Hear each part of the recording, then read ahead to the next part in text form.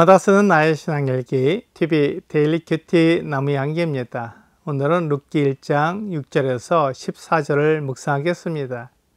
그 여인이 모압 지방에서 여호와께서 자기 백성을 돌보시사 그들에게 양식을 주셨다 함을 듣고 이에 두 며느리와 함께 일어나 모압 지방에서 돌아오려 하여 있던 곳에서 나오고 두 며느리도 그와 함께 하여 유다 땅으로 돌아오려고 길을 가다가 나오미가 두 며느리에게 이르되 너희는 각기 너희 어머니의 집으로 돌아가라. 너희가 죽은 자들과 나를 선대한 것 같이 여호와께서 너희를 선대하시기를 원하며 여호와께서 너희에게 허락하사 각기 남편의 집에서 위로를 받게 하시기를 원하노라 하고 그들에게 입맞춤에 그들이 소리를 높여 울며 나오미에게 이르되 아니니이다. 우리는 어머니와 함께 어머니의 백성에게로 돌아가겠나이다 하는지라. 나오미가 이르되 내 딸들아 돌아가라. 너희가 어찌 나와 함께 가려느냐. 내 태중에 너희의 남편 될 아들들이 아직 있느냐. 내 딸들아 되돌아가라.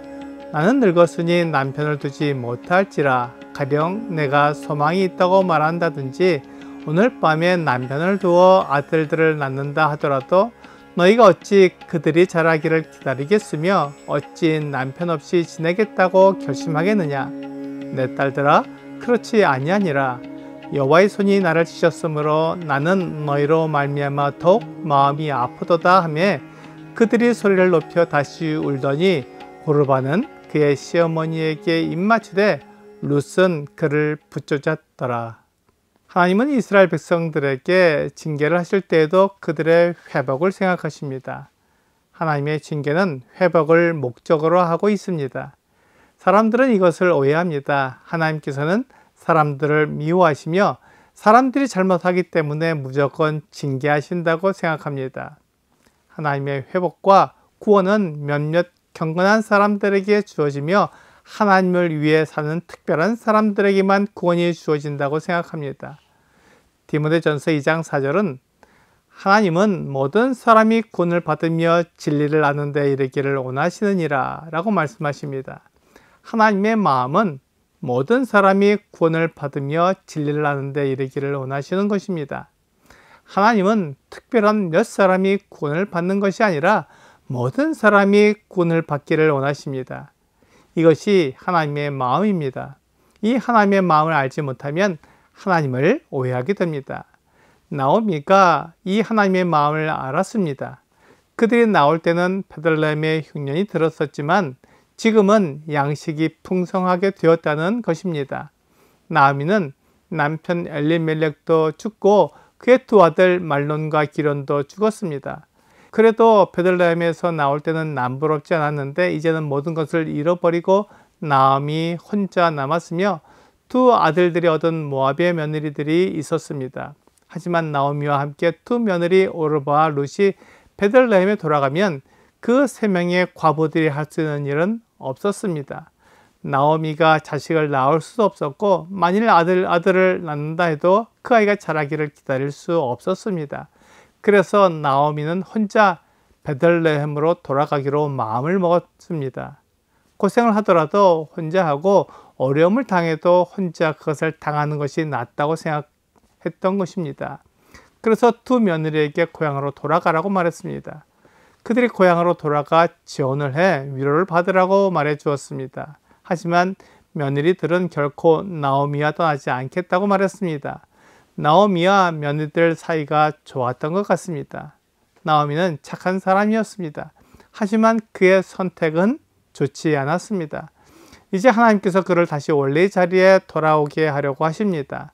나오미는 하나님의 뜻에 따라 다시 베들레헴으로 돌아와서 자기에게 주어진 삶을 살아야 했습니다. 그런데 그의 두 며느리가 문제였습니다. 그들은 모압 사람이었기 때문에 나오미와 함께 베들레헴으로 가면 더 많은 어려움과 차별을 당할 것이 분명했습니다. 그래서 나오미는 자기 며느리들을 돌려보낼 생각을 했습니다. 그렇지만 두 며느리들은 나오미와 함께 베들레헴으로 가겠다고 말했습니다.